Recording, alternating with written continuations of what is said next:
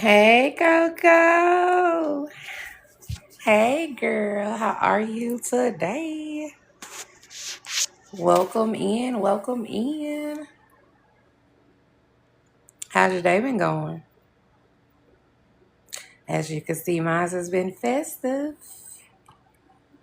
Feeling amazing today, and I'm glad about it. Absolutely. Gratitude. Grateful in all things. Never stop being grateful. I am going to wait on other people to come on in. There she goes. There goes my co-host. Hi, What's up? What's Tiffany. up? Happy Sunday. Happy Sunday. Look at you glowing over there. Am I glowing? Yes, girl. I'm loving it. Her. Oh, thank you. I don't know. My hair and I have a love-hate relationship. Oh, girl, that is beautiful on you. And Thank I you. Hi, I used to Coco. wear my hair like that. Oh, I love the short look. It's so low Oh, maintenance. I'm not that girl. I'm not spending an hour in the mirror. I'm barefaced 99.9% of the time. Hi, Coco. me Hope too. you're having a great day. Let me turn my music down. I always forget that it's on. It look like a little makeup. It might be a filter because I don't wear makeup. I'm always barefaced. I'm trying to get Coco to Yeah. teach me how to put it on. I have a whole basket of all these products that I have purchased. And whenever my daughter comes, she goes shopping because we're almost the same complexion. And I told her to take it all. She was like, "No, Mama, you need." I don't. I wouldn't know what to do with it, so. Girl, I'm just lazy. I'm just gonna be honest. I don't know if you really title it laziness, but I just know the older I have gotten, the less I invest in stuff like that. It's just not important to me. Ain't no There's wrong with it. Kate. Hey, there she is. There go our Woman of guest the for hour. today. Yes. So, how was your week? Well, I had an interesting week, actually. Thank you, Coco. Um, so I had posted this post on my page. Hi, Jamar. Welcome in, About Candy. if we were honest on our dating profiles. Like really, I thought I was just it was really things that I be thinking, right? But it actually went mini viral. and and I was so unprepared, girl. I opened TikTok up and I had like 300 notifications. I was like, what the hell is going on? And so I go to look, and so many women resonated with those things. And I think that there really is a disconnect in the in the dating world. Like the number of masks that we don every day to go out and live our regular lives is Mhm. exhausting. It is. And I just want, and I think part of my spiritual journey really has been peeling back the mask and finding, like they said, how many licks does it take to get to the center of the lollipop. Mhm. I'm just peeling back the layers, layer by layer, and finding, that's not the right word, remembering who V is. And I have to really consciously make that distinction in my mind that it's not about you becoming someone new or someone better. It's just really you peeling those layers back and Mhm. remembering who you already are. Because Already. every time something happens in our lives, whether it's a trauma or, events, they put a mask in place for that layer. And so now you've got all of this trauma to heal from. You've got all of these layers to pull back to remember who you were before life actually touched you. And that's the one most aligned with your higher self. Hi, Jessica. So I just thought it was interesting to see how many, and I mean, it was from all demographics, social, economic, ethnicities. We're all basically living the same life, or maybe Mhm. we all talking to the same dude. I don't know. But I just thought it was interesting to see how many people just seem to be weary. I mean, they're weary. You can tell by the comments. I mean, yeah, it was haha on the surface, but underneath that, you could feel how weary people are of putting these masks on and playing the games that society requires us to play. So Yeah. anyway, I that took was a my little I took a little hiatus from social media this weekend. I did have some posts that I kind of scheduled to come up, but um I'm gonna have to go back and check that post out because I haven't saw it. So I'm gonna go back and check it out. Might a topic might come up out of it, who knows? Well, we already talked about it when we were talking about dating. I mean, sometimes I We say only things scratched the and surface of that, people B. will laugh. Like I guess they think I'm joking, but I be so dead ass serious about what I'm saying Yes, but because we always scratch the surface of that, we so only we don't scratch have. the surface. And you Yeah. want me to tell you what the number one number? It was five things that I named. No Mhm. toddler no toddler eggplants, and number two was uh must be an orphan. And number three, no blessed and highly favored brothers. And number four was, yeah, you can have the swag, but no court cases because we not funding commissary and none of that. And number five, what was number five? Oh, no homosexuals. So out of those five things, guess which one resonated with people the most? Which I want one? now I want you to tell me which one you think resonated the most. Number three. No You know, blessed that and was a highly favored. close second, but it was Uh-huh. number two. Number two. Okay. Number two. No, and what does that well, that's a whole show. That's Oh, Coco. that was number one, Coco. I should have made that number one because, and I think that just the fact that so many people have all of these enmeshments with their in-laws and the interference that there's not a clear boundary there when they enter a family.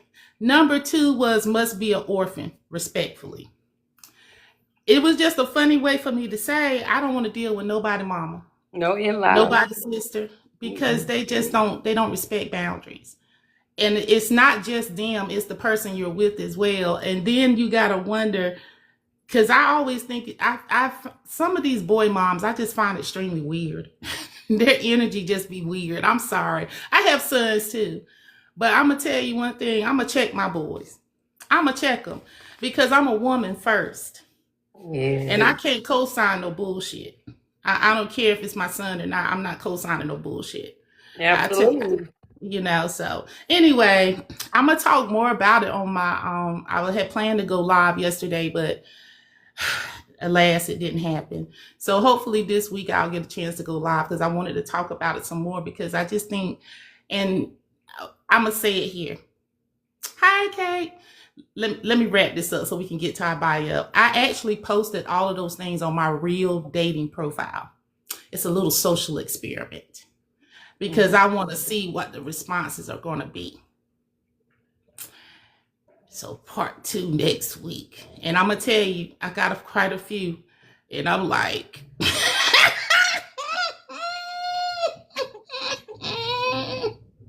I was highly entertained. Hey, Lena, welcome in. Welcome Hi, in, Hi, Amber. everybody. Hi. Hey, Yeah. Shara, Jess, Jamar, all of you guys. Thank you for joining us today.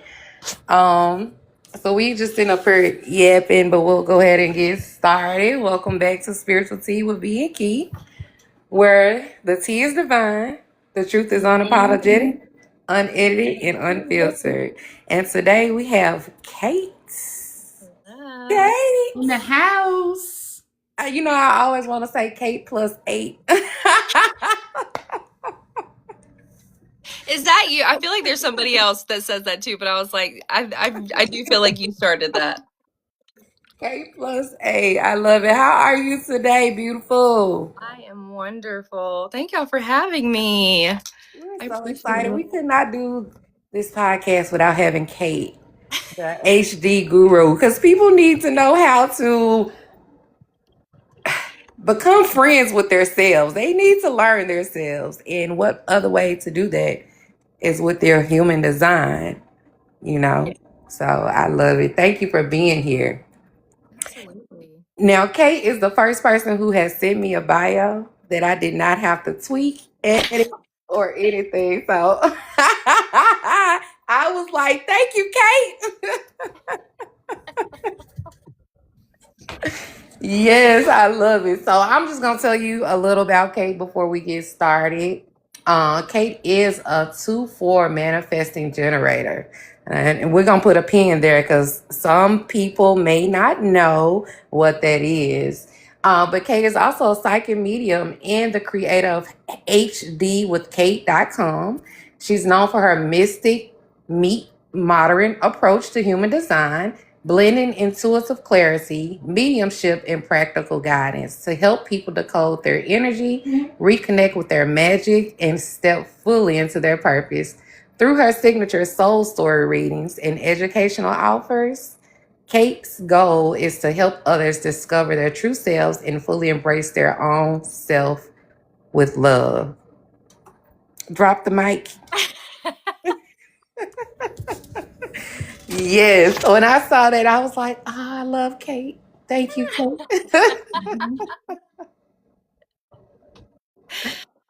Oh, I'll deliver. I'll deliver for you, Keisha. I appreciate it. So yes, of course, Kate, before we even get started, I know I read your bio, but before the titles and labels, who are you at your core?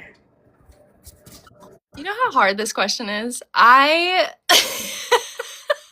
I have to take all my labels off and describe myself to you. And I was even asking other people. I was like, how would you describe yourself without like any type of labels? But using my intuitive abilities, I heard that I am light. I've always been light, and I receive my light by connecting with other people and seeing how they found their light, or even helping or guiding them find their light.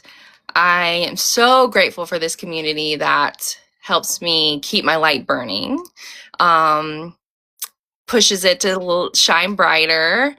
And I have also found it interesting that the names that I've accumulated, like learning about past lives and my name in this lifetime today, they all mean light or pure light. And yeah, so that is what I would say. So Kate the light, I love it. And another reason I felt that was a good first question, because a lot of us don't know how to describe ourselves without the titles. We don't. And I struggle with that daily. Like, who am I without the titles? I know I'm a mama. I know I'm a mama. I know I'm this. I know I'm that. No, without the titles, who are you? So thank you for breaking it down. I'm gonna start calling you Kate with the light now. Go ahead and jump in, V. Don't let me keep talking. I just woke up feeling amazing. So No, you got this, honey. I'm listening. I'm learning too. I got my little notebook out and everything. yeah. Yes. So Kate, how did your journey into human design and mediumship begin? Let's break those down. Let's start with the human design first. Okay. So I came into the Discord, the community, as Tarot Kate. I kind of started my journey. My sister actually introduced me to tarot cards, and I never fully sat down and like actually learned the mean. I literally would just throw the cards out and see what they were telling me, and I loved it, and I loved giving people readings for it. So when this happened, I went into the Discord and I was like, I want to be a reader. So the first two people that I was assigned to read for were Jess and Ermi. And I read Ermi, and she was like, yeah, that's great. That resonates. Yeah, you can definitely be a reader. She's like, what else do you do? And I was like, I am kind of like getting into human design a little bit. My good friend in college, she's an astrologer. And I tried getting into astrology. That is Chinese to me. I can understand astrology to the base, and that's it. And then her mom is actually a human design reader, and it just everything clicked. It was like a light bulb for me, and I started doing a deep dive in human design. And Hermes was like, "What? Human design?" She's like, "I've been looking for somebody to do human design. Oh my gosh, can you do a presentation? Can you?" And my sacral was just lighting up as her sacral was lighting up. And I was like, yeah. So after that, I literally just took off. Like, it just kept lighting me up. Every time I was doing a presentation, every time I was helping someone with human design, I was like, yeah, this is it.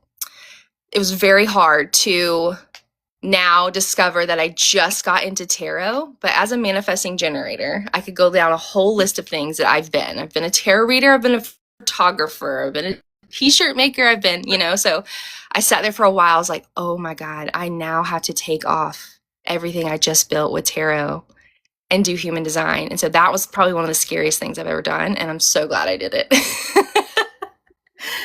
I'm a manifesting generator too. So I can really relate to that, because when I learn something, like, I'll be all excited while I'm learning it.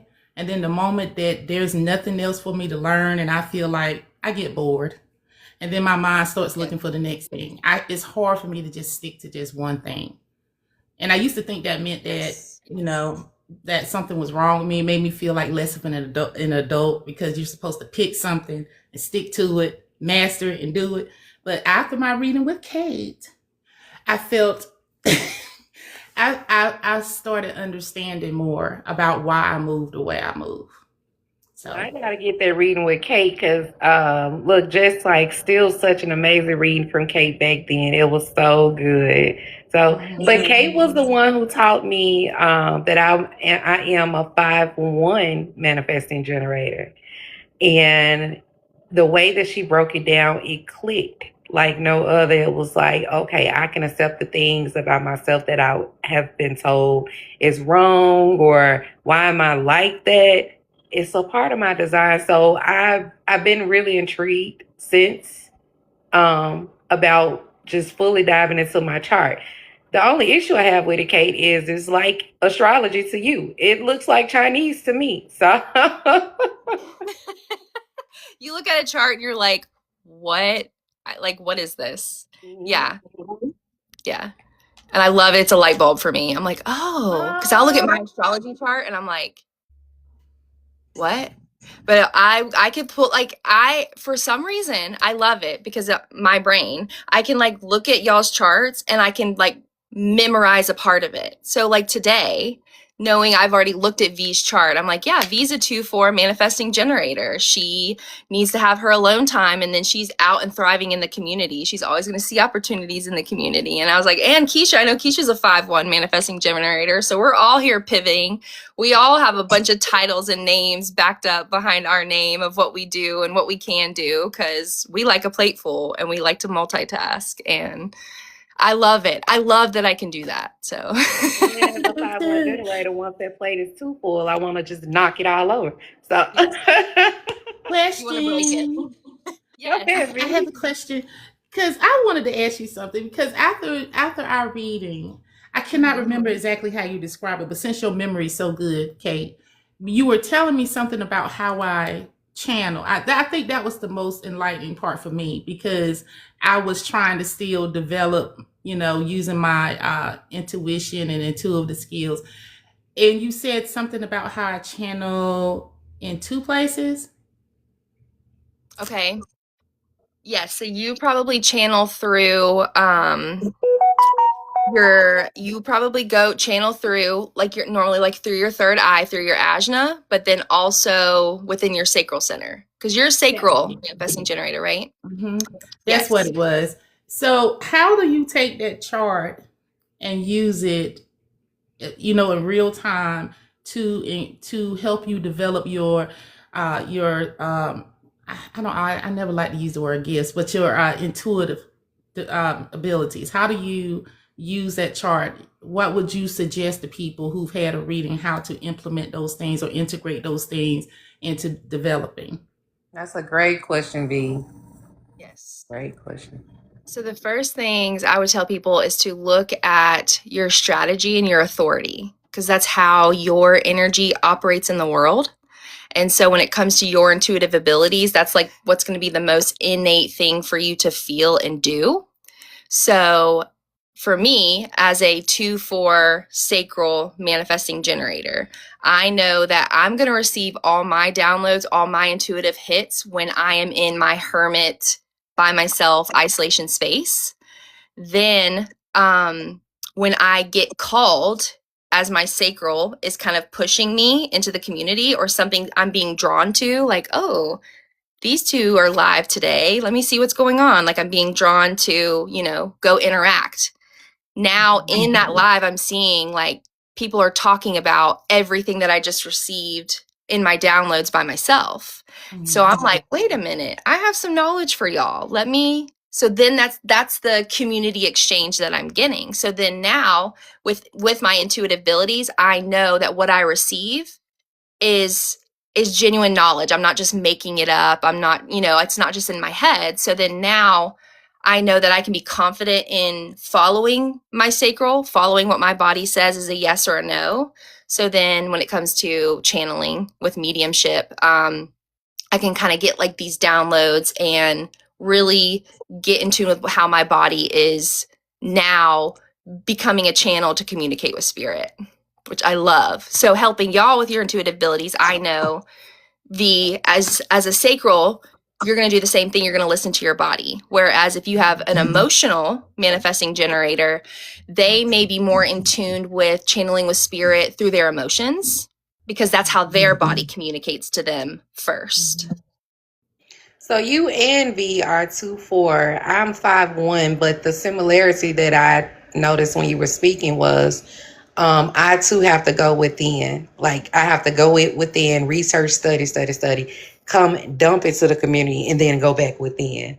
That's what's most comfortable for me. And so when you broke that down to me, how it operated, I was able to, because you didn't give me that part, but I was able to figure that part out from how you broke down my authority with my chart. So thank you for that. Now, Lena made a great question in the chat, and I do want to answer her question. But before we do, for the people who are in here, Kate, because we just immediately jumped into talking about human design. Can we back up and just tell them what exactly human design is? So I've kind of come up with somewhat of my own definition of what human design is. So psychology, right? Psychology is like the study of how we all interact similar as people, as humans. Human design to me is like the study of how we all act differently. So it's like I can look at somebody's chart and break down, okay, how does Keisha act and operate in this world as a completely one person individual? So to really break it down, human design was founded by Ra Uru Hu, and it was only back in 1987. So human design is like still a baby. He went on kind of like I think it was like a 9-day journey with his guides, and his guides gave him everything to formulate the chart. And basically, it is a combination of your chakra system, the Kabbalah, the Tree of Life, the I Ching, which are the 64 gates, and as well as like your body mechanics. And it's just kind of formulating 3 months before you were born and the time you were born, where the planets were in line. So it combines astrology as well.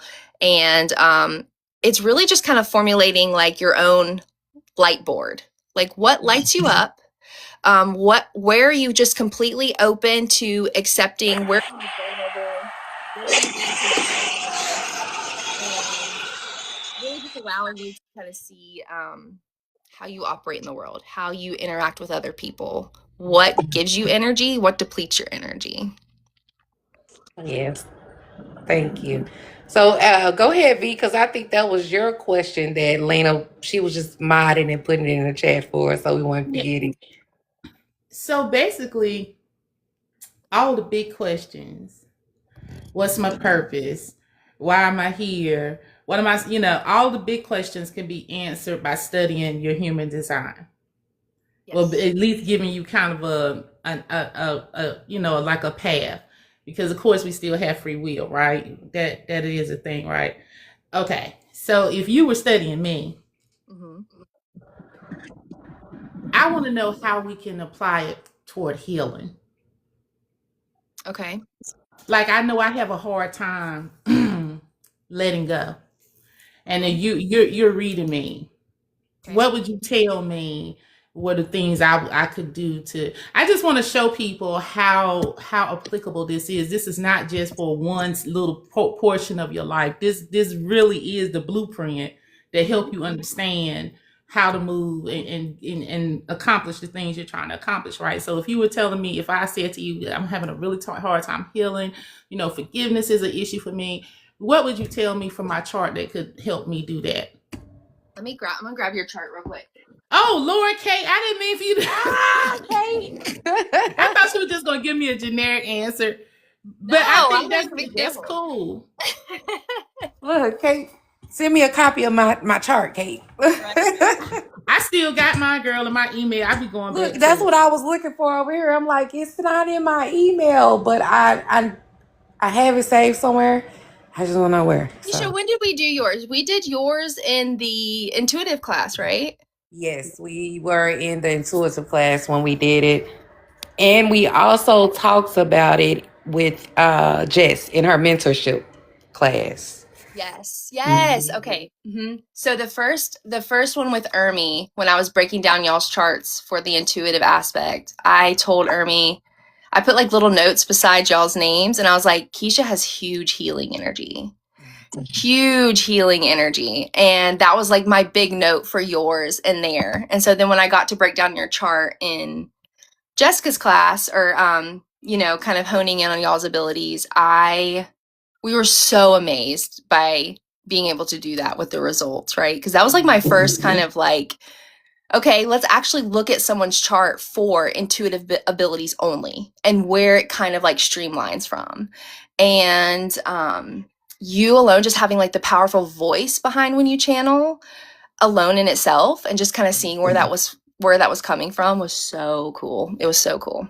And of course my computer's wanting to restart. But V, with when it comes to like healing, right? And when it comes to not wanting to let things go, what the main center I want to look at that is, I want to look at your identity center, and I want to look at your sacral center, because our sacral center, that's our power center. That's our motor.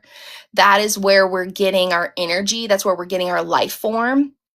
And it has a lot of connections to either our emotions, the way we ground ourselves in life, or the way that we feel like we have to protect ourselves. And one of the main reasons why people have such a hard time of letting things go is because we have programmed or conditioned our body to think that if we hang on to this stuff, it's going to make us feel more safe, versus letting it go. And now we're being vulnerable because we're releasing it. I've learned a lot through human design that our body does a lot of protecting for us, and it puts everything in the front of our body. We keep all of our joy and happiness and bliss and childlike wonder in the back because we're keeping it safe. We're putting everything in the front to be the front line of the war that we've created in our minds. Do what? That makes sense. Yes, that resonates. That's powerful within itself. I never even thought about it like that, Kate, but you're absolutely correct with that, because the even with the trauma, it's familiar. So you know how to operate in it. You know how to operate with it. But when you take it away, you're in new territory. How do I operate without it? So that was great. Look, let me write that nugget down. And I'm telling y'all right now, I've kind of hit right now. I took notice of that, right? And I've made awareness of that in my body. So now, because of that, I don't have the pressure to get things done anymore because I did it through a trauma space. So now I'm like a brand new newborn. I keep telling people that. I'm like, I'm doing things that like newborns, or not newborns, but like babies are like learning to walk. I'm doing the same things with these like exercises with my body to the point where it's like, oh, well, now that's released. Now I have to figure out how to actually get things done from a not trauma freaking out space. And it's crazy. Wow. It's great. I love that. V, you had another question? Forgiveness, right? I was just thinking about, I my whole young adult life, my 20s, 30s, and 40s, I was hyper vigilant about cleaning, keeping my home clean and neat, right? Like I couldn't be comfortable in a room if something was out of place. If I looked around and saw a cobweb, now I got to stop what I'm doing. Like, but it didn't feel the whole time. It never felt like I was doing it because this just is something I want to do. It was almost like I felt compelled to do it, right? And so when I was doing some shadow work, I realized that one of the ways that I used to earn my mom's approval was being extra vigilant about housework. Like when she came home from work, if she saw everything was done just like she liked it, she would go, "Oh, good job," or she would recognize me. And I think I learned early on that that was a way to get praise, and it just became like a habit. But then it started feeling like a burden because it just felt compulsive. It didn't feel like I could just, you know what I mean? So I kind of was feeling what Kate said, when you're learning, like now I don't give a damn if everything on the floor. I like and it took so much pressure off of me that I had actually placed on myself. So now when I'm relaxing in the living room, if everything is not perfect, then I'm still able to just stay in my space. And but again, well, when she was saying that, that popped in my head like, oh, that really is what that was. As you're unlearning things that you learned to keep yourself safe or what have you.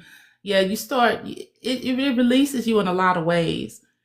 And I really didn't know when I was doing all that because I used to drive my children crazy. I guess now I already traumatized them. Because on Saturday morning, everybody getting up at 6 o'clock.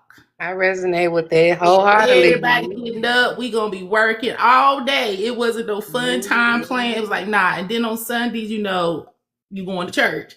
So I don't know. My children probably somewhere in a room with their feet up talking about me now. I know mine is. It's okay though. But I resonate with that, V. But you know how you received the praise when everything was done. My experience was different. We didn't get acknowledged for getting it done, but we got acknowledged when it wasn't done. I'm beat your ass, get it done. You get in trouble, you get your ass whooped.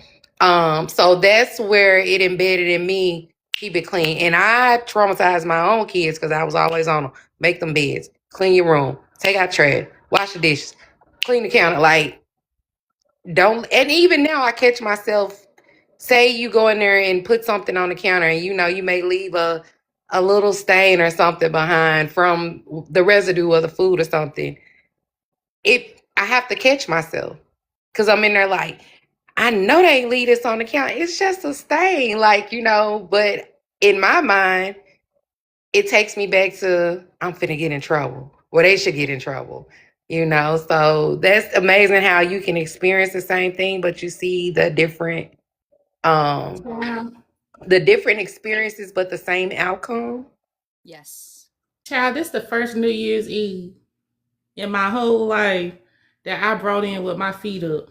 I ain't cooked no damn beans. I ain't cleaned nothing. I ain't do no laundry. I did nothing. I was sitting on my phone playing spades till I fell asleep. And it felt good. It felt good.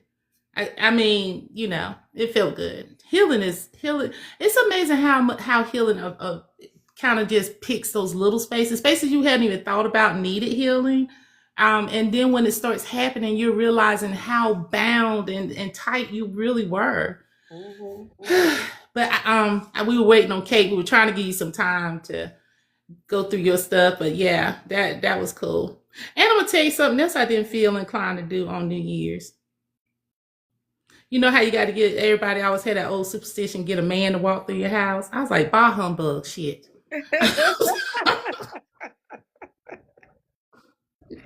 I Ain't nobody walk through my damn. But you know You something, leave that part out. something that I haven't experienced that V, but something that I have experienced. I actually experienced it this week in my sleep. That was really amazing to me. In my sleep, I could see myself and feel my team working with my nervous system, like telling me to breathe, telling me to release, telling me to let go, like in my sleep. And I woke up like, what the fuck? You know? But yeah, it was in my sleep that, so I don't know if, I know I dream vividly and I know I can recognize my dreams and like remember my dreams and I write them down. But I don't know if that's like, I guess some type of authority part of my self healing journey is what I'm trying to say. Does it happen for me more so in my sleeping stage versus my conscious awake stage? So you I do sure know can't there's know like the you answer to have a that. whole different chart when you're asleep. Did y'all know that? What? I No. did not. So you probably turn into a reflector when you're asleep, versus being a manifesting generator when you're awake. So as a reflector, when you're sleeping, your energy is vulnerable, very vulnerable. So you guys probably notice that your energy is completely different if you are in a new space when you're sleeping, if someone is next to you when you're sleeping. It's made like all the difference within your energy work. Because technically, even like a long time ago, you know, why people slept in separate beds is because it's an energy, you know, conservation. Yeah. So I I thought turn it was into a a snore. generator. I turn into a generator when I sleep. So I've never, through your chart. Oh. What was that? Yeah. Hang on one second. I might pause because I have yours on my phone. So let me. I never even, I just I thought didn't grandma and realize granddad, that. I just thought grandma and granddad just didn't like each other no more. That's why they were sleeping in separate Girl, beds. my grandma and granddad loved each other. They had 13 kids. Uh-huh. They love something. But right. But that makes total sense now because when, as being a reflector, she said I probably turn into a reflector. It makes total sense because like if a person is laying next to me, their energy is not right, or just say we were into it, I'm not able to sleep. I'm not able to rest. Not that I'm mad. It's just my body becomes very agitated and hyper. But I never considered that. See, I Kate gotta take it. process. Kate gonna take us down a whole rabbit hole. Listen, I process in my sleep because for years I've been grinding my teeth in my sleep. And people didn't like to wake me up because I would come out of my sleep screaming, like, like you have to approach me gently. You can't just wake me up. But since I've been working on regulating my nervous system, I bought my grounding mat and I've been meditating. That has almost completely stopped. I just recently started grinding my teeth in my sleep again, and I can tell because when I wake up, my jaws will hurt. But I know what that's about. I mean, like I'm aware, and I'm going to work on that. But I don't really remember my dreams anymore. I was just about to So ask you, do you like, is there like a common thing that you dream about? So like looking at your dream chart right now, I was going to ask you, do you have constant dreams that you're just like doing stuff? You're like on the go. You're like, "Oh, I'm at school now and then I'm at the grocery store." And then do you have dreams like that? For me, I don't yes. remember my dreams anymore. After Raki died, I had one more dream, and he died July of 24, and I haven't been able to recall my dreams. Now I get little snips every now and then, but I'm still working on. I know what that is. It's still some grief I got to work through, some things, but it's amazing that you miss it when you start remembering your dreams. Like I feel a void. Yes. It feels like an empty space that I just want to fill up so bad. I hate that I can't remember my dreams. But anyway, I went through a period where I wasn't remembering any dreams at all, but recently, within the last 3 months, I'm remembering everything. And I do, Kate, it feels like in my dreams I'm doing this, I'm doing that, I'm doing this, I'm doing that. I'm seeing people. My best friend, she took me in a maze recently in my dreams, and I'm like, what the hell are we doing in this maze? She wasn't talking to me. She just basically telling me to come on. And then I turned around like, nope, I'm not going with you anymore. Like it was insane. But like the vivid details, the smells, the thoughts, the feelings, I have to get up and write. I have a dream journal. And Coco and Ebony can vouch for it, because I'll call them and be like, I dreamed this. Da, da, da, da, da. With specific details. And usually when I dream, I will wake up exhausted. But recently, I'm dreaming, but I'm not as tired as I used to be. So I don't know what shifted. Mine for me was my nervous system. So that I've been doing all this work, and now that I don't have like this pressure to get things done, my dreams have shifted completely. I'm aware that I have abilities in my dream, which before, like, I became a character in my dream that I was like, I don't like this character. And it was like I was doing things like I was aware in my dreams that I was like doing stuff, and I'm like, why am I feeling like I need to be this character in my dream? Now that I'm doing a lot of nervous system work, I'm actually aware of, now this is me in my dreams. I'm more calm. So my dreams before were all the same. I was either in school, I was going to prom, or I was at a wedding. That was never mine. And in these dreams, I'm never making it to prom. I'm never on time for the wedding because I'm constantly like, oh, well, I got to do this, or someone's getting my attention and I need to go here. And then I forget, like, I'm like, oh, where are my children? And it was chaotic, and I would wake up exhausted. And now that I've done the nervous system work, I'm like getting excited because I'm like, okay, now hopefully I can start like lucid dreaming. man, I tried to lucid dream. I was so deep in this meditation one night, and it scared me because something touched my face in the meditation, scared the heck out of me. And then I had a whole episode for about 3 weeks where I was itching uncontrollably. And I kept seeing, it was like a scene of this. I don't want to think about it because it got stuck in my head. I literally had to go to this person for them to help me move past that, what got stuck in my head. She said she thought that I went somewhere that scared me, and my ego put that there to basically inhibit me from going back there again. So wherever the hell I got to, because I mean, like, I was so determined I was going to lucid dream, y'all. I was going to sleep in the middle of the day, like making myself go to sleep and practice. You know how the meditation tells you. And I don't think I actually ever went anywhere, but I want to lucid dream. I want to astro travel.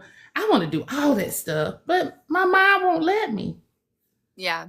That is something that I've noticed. It's kind of like consistency in the gym.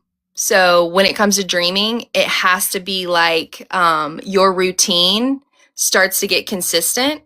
And then, so when I started, I kept my phone beside me. So anytime I remembered anything, if I woke up in the middle of the night, I would they say to keep a journal or a notebook, but knowing me, I'm not getting up to write. So I would take my phone, open the notes app, and talk. Anything I could remember, I was talking it. So then when I actually woke up, I could go back and look at it. Another thing that they say to do is set an alarm at like 3 or 4 a.m. Wake up, fully get your body up out of bed, then go back to sleep. because your dreams are always being activated during REM. So you're always dreaming probably like 40 minutes before you wake up. Okay, now who came up with that plan? Because as the 50 plus crowd, if I get out the bed, I'm not going to be able to go back to sleep. I'm going to be up. That's for young people that could just drop off when they want to. I have to work for my sleep now. I'm so serious, y'all. If I wake up at 4 o'clock, it's a wrap. I'm getting up at 4 o'clock. That's why I hate so bad for somebody to wake me up. You would really get cursed out if you wake me up out of my sleep. Yeah. But I'm gonna write that down. I'm gonna try that on the weekend when I don't have to be anywhere. I'm wondering though, is how you dream. You were about to tell me, ask me, did I dream about certain things? And I was thinking about when I was younger. I did Mhm. dream a lot about winning awards, and I got to go off, someplace that I wanted to go, but I couldn't go. Like it seemed like a lot of stuff that I wanted to do in my waking life happened in my dream life. Nah, mine's Yes. different. Mine's is more so, um, I'm in situations I don't want to be in, and then I got to help everybody out of that shit. Like, that's how my dreams have been operating. So, like, I'm always in a different space with Mm. different people, but I'm having to be the one to save us from the turmoil, if that makes Yes. sense. It's like, and I'm just like, okay, I don't want to be with you people anymore in my dreams, and I definitely don't want to be saving people when I'm supposed to be asleep. So, can you shine some light on that for me, Kate? Yes. So you having turmoil dreams is a big I know my connection's probably in and out, but turmoil dreams are big, especially for sacral beings, because it comes from like the fear of stagnation. So, in your dreams, in your unconscious, your subconscious, you are essentially avoiding stagnation at all possibilities. So, you actually probably, if I were to guess, I need to put all of it together because I feel like yours is on my phone too, but you probably turn into a generator when you sleep as well. So, what we're essentially doing as turning into a sacral in the waking and still a sacral in the sleep is that our energy is probably not getting a lot of rest. I'm the same way. So growing up, it was very like if I were to go to sleepovers or be staying at someone else's house, I'm probably not sleeping. I'm probably laying down and letting my body rest, but there's no sleeping getting done. And for that, too, it's kind of in a way with our nervous system again. We've programmed us to go, go, go. So turmoil dreams are very big, and that we've shown our body that we cannot rest. We cannot be in a place of stagnation because stagnation is scary. And you'll notice a change too once you start like becoming aware. So the things that I'm doing with my breath work is kind of giving my body a riddle, and all I'm doing is making it solve the riddle by the consistent breathing techniques I'm doing. So then my body's like, oh, we're not actually in a war or in turmoil. It's okay that we can be calm and resting and relaxing. That's kind of allowed my subconscious to be aware that my body is safe. So then that's kind of like changed the whole altered dream state of, I gotta make it to prom. I gotta get my hair done. I gotta get my dress. Where are my friends? It's changed that completely. Wow. I love that because I don't like staying off. Yeah. I don't rest. That's one of the things I had like when my daughter be like, come for the weekend. I'd be like, if I could just go and come back home, I'm good. But that just makes total sense. Like I feel like I should be paying you like I'm in a session because because everything you're saying, I'm just like thinking through my head. How I move and yeah. So tell me something, Kate. I want to ask this before we get off track. If you book for a human design reading, Mhm. So is this like you don't get everything in one reading, right? Like you're going to come for several readings to get the full benefit of your human design chart. Is that how that works? So interesting enough, I've just recently amped up my readings on my site. So when you book a full HD reading, you're probably going to be sitting about an hour and a half with me. And we are going to dive. And that's what I wanted to do. So all of my readings right now on my site, in any of the ones that you pick, we're diving deep. We are getting to the nitty gritty of what's going on. And that's why I wanted to do it this way. So now when you do get the full reading, the interview process of signing up for the reading, it's, I wouldn't say extensive, but I'm asking you a lot of questions because I want to know what you want to know and I want to get down to the specifics so then I know where we need to go in your chart. The other ways that I've split it up, I guess, in ways is to make it more of, okay, if you just want a general reading about you, this booking for my general reading is just going to be general reading. Do you want to include somebody in your reading? Let's make it a relationship reading. So let's dive into the dynamics of how you interact with someone specific in this life. Or would you like to go to a business aspect of it? Do you want to look at where your money sits in your chart? Or what ways are you conditioning yourself or even blocking yourself from receiving your abundance in life? So I kind of break it into those specific categories, but later on, I'm going to do more smaller readings to where we can just book for if you're just wanting to look at the variables of your chart. So that's like your environment, how you receive information and knowledge the best way, how your digestive system receives food in the best way.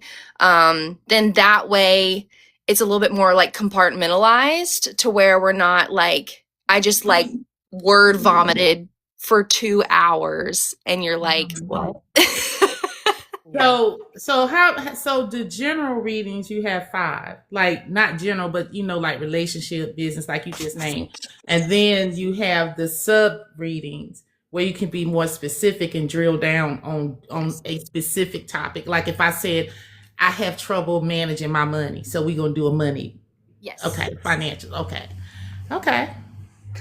I need to sign up for all 5 readings. So if I'm looking for a job, I want to change careers, but I'm not quite sure where I want to go, what's going to make me happy, then I could say, hey, Kate, I need a book of reading to talk about. So where my reading specifically, I would want to look at your chart and see, okay, where could you get easily burnt out? So then we can avoid any type of burnout process. Are you someone that's on your chart is showing me that you need cycles? So let's get you on a healthy work cycle. So then you are aware of, oh, well, I'm actually at this part of my cycle where I'm probably not going to be at my peak performance. I need to let other people know, like, hey, I'm in a chill zone right now, or yourself. So it's like, I have a big project upcoming, but I'm about to meet like my chill aspect of my cycle. How can I now work with that? The other thing that I'm doing for my money reading is I'm giving you like a 30-day experiment, like booklet. So for 30 days, you're going to experiment with your personal human design when it comes to money and see what the outcome is with that. How in these 30 days are you experimenting that you either received your money, your views of money are different? Did you lose money? And then this way, again, it's like we're giving our body a consistency to where our body's like, hey, it's okay to receive. Hey, it's okay to trust this process and not hang on to it out of fear. So these are the things I would look at when it comes to like a new job in that way as well. I'm with Coco. Put me down for that reading now. I have a good relationship with money. We don't stay together long. No, that's not a good relationship. I have to limit myself. I have to write things down because for some reason, me saying in my head, okay, well, I can only spend this amount a day to stay on budget. That doesn't work for me. I have to literally write it down And it's like something about writing it down, what I can do this month, what I can't, helps me do that. I don't know what it is. And But I I got hold another on question. so tight to money and then still don't know where the hell it went to. I was scared of Um, money. I didn't yeah. want anything to do with money. Like I wanted other people to handle my money. I didn't want to look at my bank account. I didn't want to pull it up. Like I would literally just get into like a holding my breath when it came to like going to pay for a bill or needing. Yes. Oh my God. I was in so much And fear I of could talk money. about money, and I could talk shit when you messing with my money. And see, I had no problem with. I didn't spare any expense when it came to my children. But if I went to the store and had to purchase anything for myself over $10, I would literally. I stood at the counter and cried before because Yes. I'm purchasing something I know I need, but I'm spending the money on it. It was just like the lady was like, "Are you okay?" And I'm like, "I'm okay." You know, I that's when I realized that you really have an issue with a lot of stuff, because that tied into a lot of things. It tied into the value, the not that I didn't have for myself. It tied into my money issues. It tied into a lot of things. But to stand at that counter and recognize that, like, oh shit, I need to go home and do some work. It was insane. It That's was. exactly what I learned through human design. It was kind of like a huge eye opener for me is that our money in human design sits in the same center as our ego. Mm. When you start doing ego work, when you start actually getting a better relationship with your ego, now you're more of aware of how your money operates because your ego's not like blocking it. Your ego's not taking it off and running with it. Or you're not getting like, how you meet people who just accidentally, or not meet people, but people who just get like accidentally rich, or they fall into a lot of money and then it's like gone. It's Mm-hmm. because of ego. Their ego takes it, and it's literally Shit. like a flash. They're like, "How did that happen? How did I allow that to happen?" And it wasn't you, it was your ego. So now having a better relationship with your ego, you guys talk, you're on the same team, you're dancing together. Now you're like, oh, there's where my money is.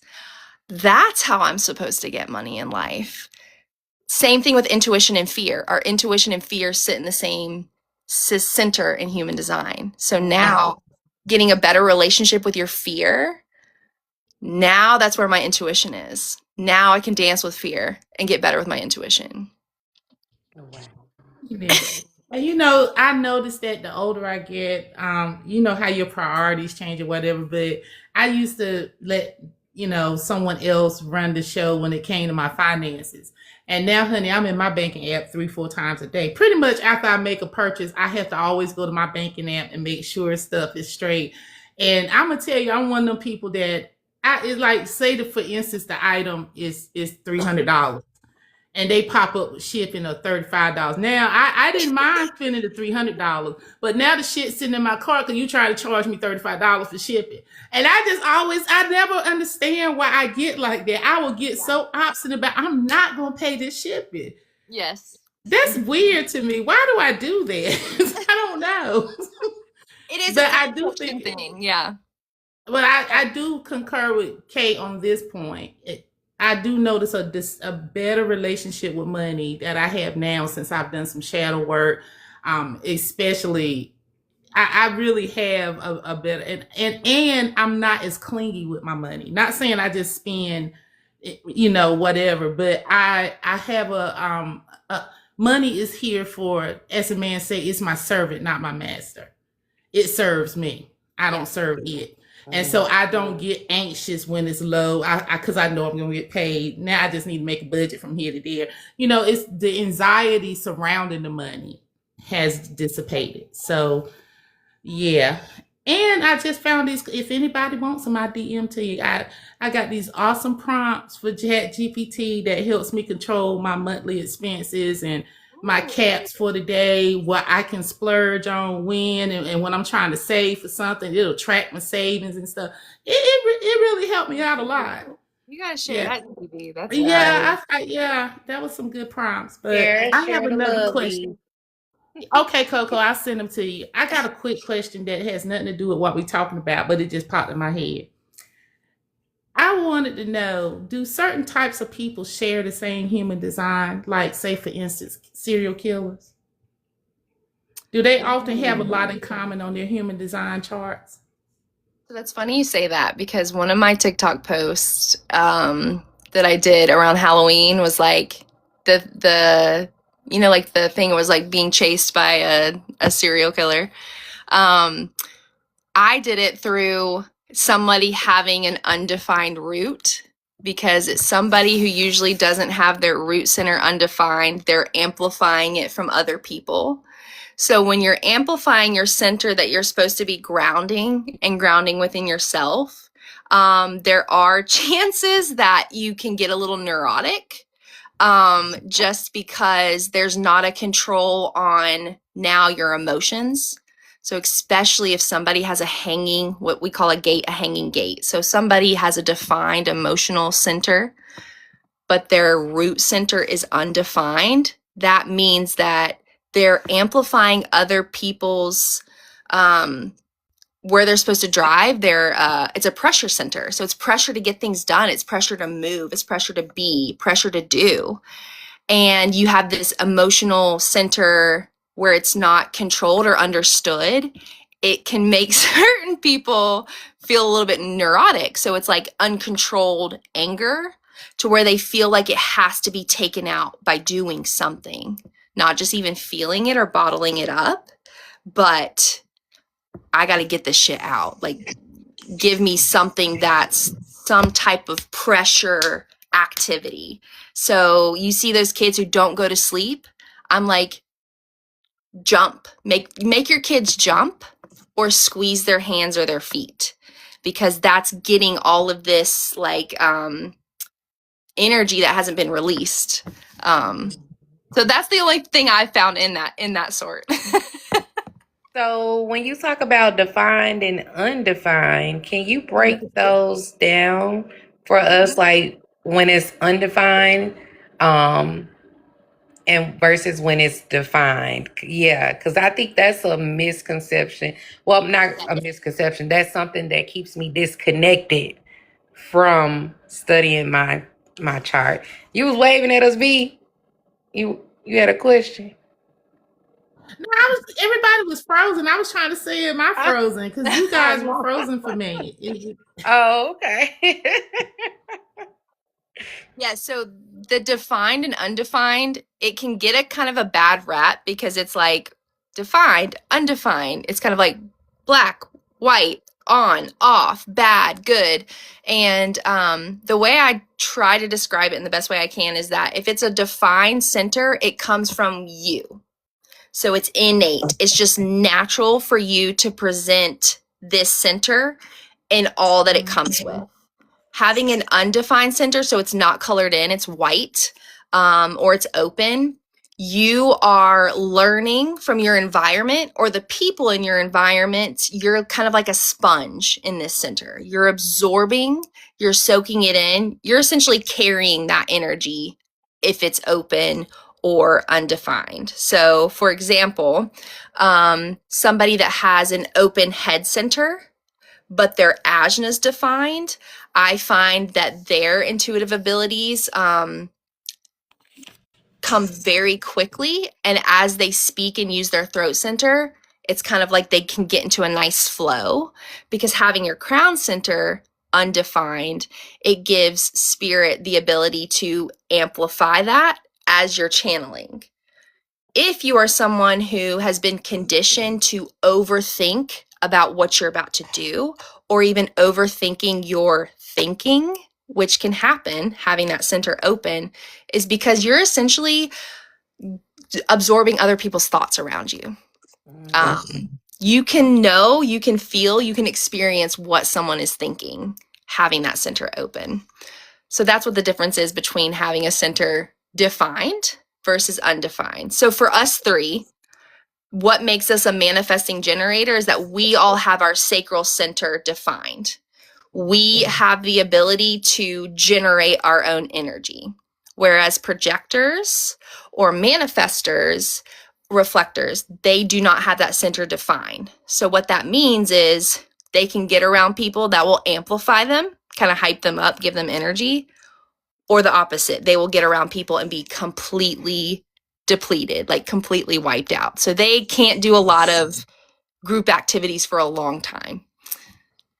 Now that resonates. So they're natural introverts. Yes. They're natural introverts. Yes. I don't Coco's a like people projector. either.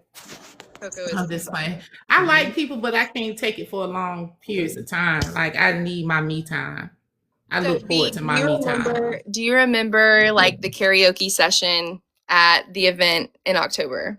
Where we were so much fun, right? So I made a video because I thought it was absolutely hilarious. But Jess and Jenny, they're both projectors. And we were there, you know, for a while. We're vibing, chilling. Like everybody in the room's vibing, chilling. Jen and Jess, they're loving it. They love to be around us, but they're literally together, sitting together on the other side of the room, just observing, like watching, because their energy's depleted, right? Like they're not getting amped up anymore.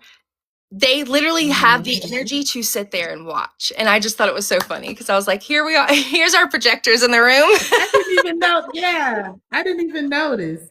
But yeah, that was fun. I was embarrassed because I was just. I don't even have alcohol to excuse my bad behavior because I don't drink. When I'm cutting up, I'm just cutting up. I'm the same way.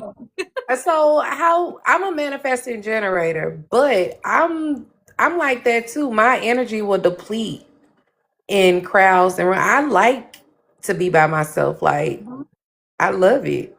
But then there are times when I do crave community. Yeah. But not for long. Not for long. Just give me a dose of it and then send me back. That's like, your 5.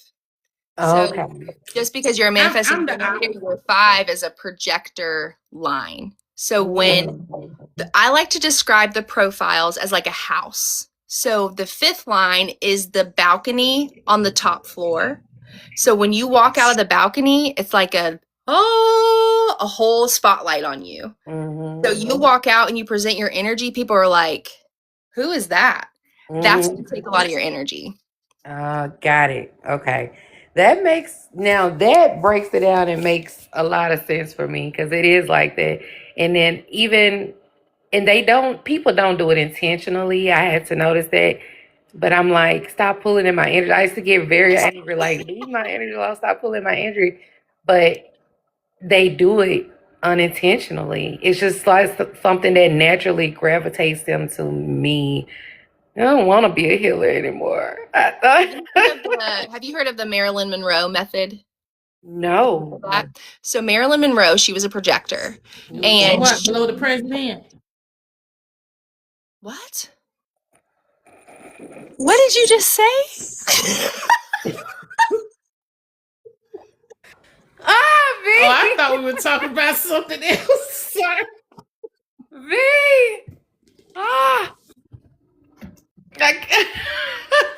Sorry, I thought we was talking about something else. My bad. I'm crying. Oh my God. V.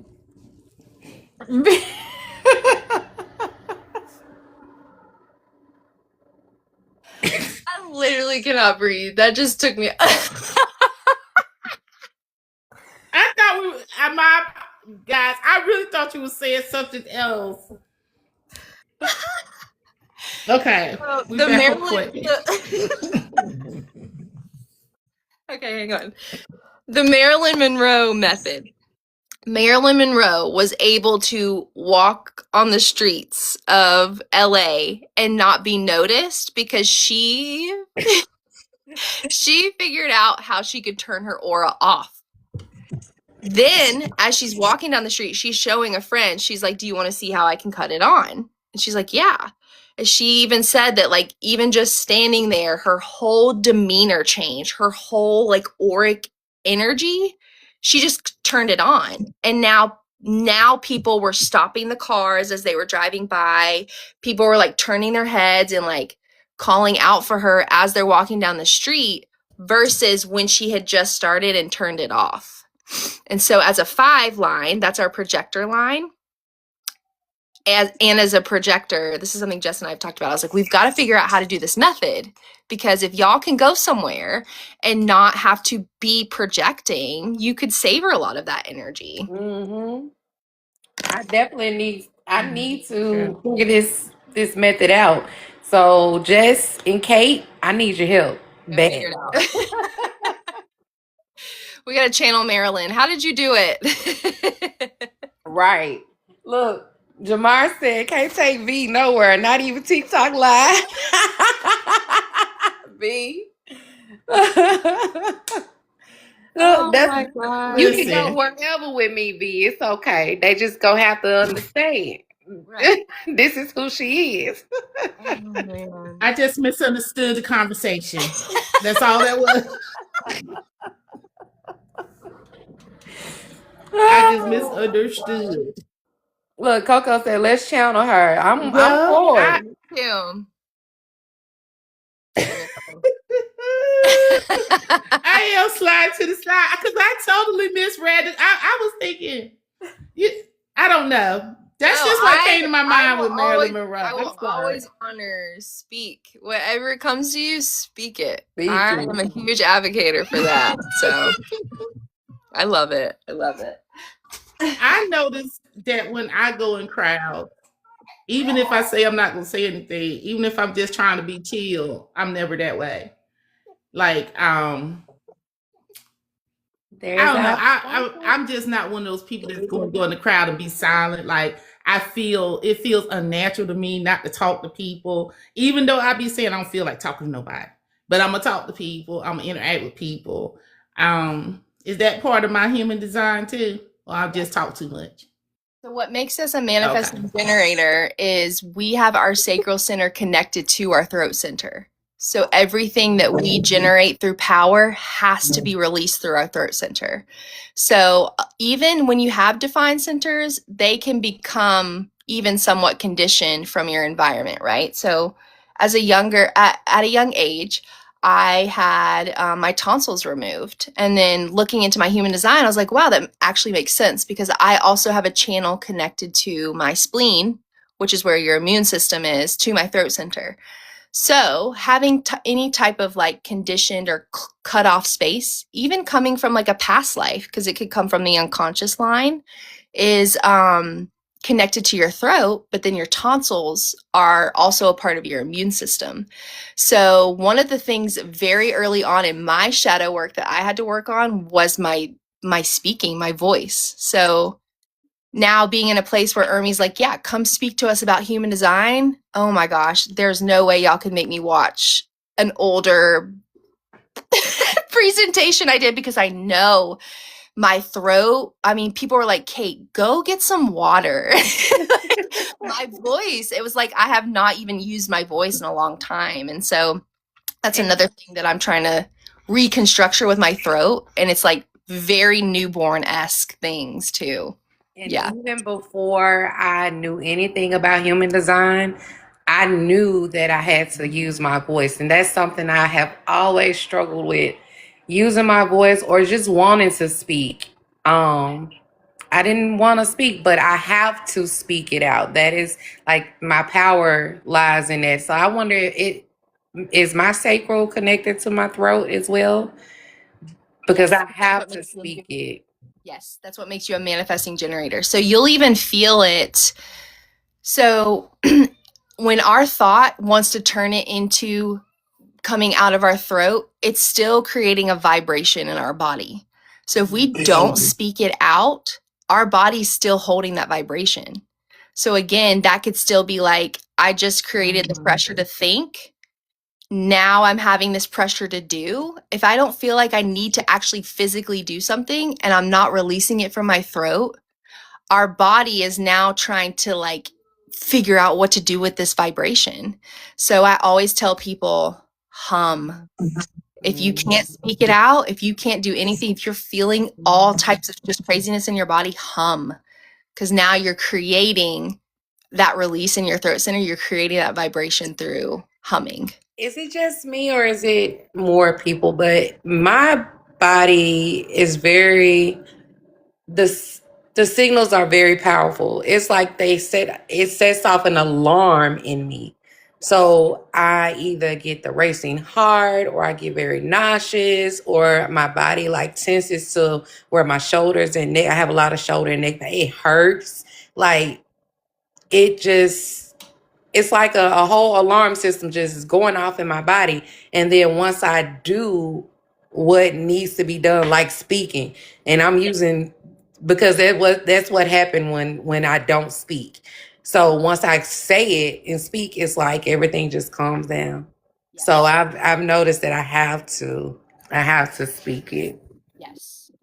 I had to put a boundary with spirit on that because, again, I am not someone who can just walk into a grocery store and be like, "Did your father pass away?" But my body was doing that. My body's like, "Ring the alarm." And I'm like, "No, I'm not doing that." And so that was another thing I had to be aware of too, is that when I'm channeling as a medium and being a medium, that's how my body signals. And that's when I need to speak.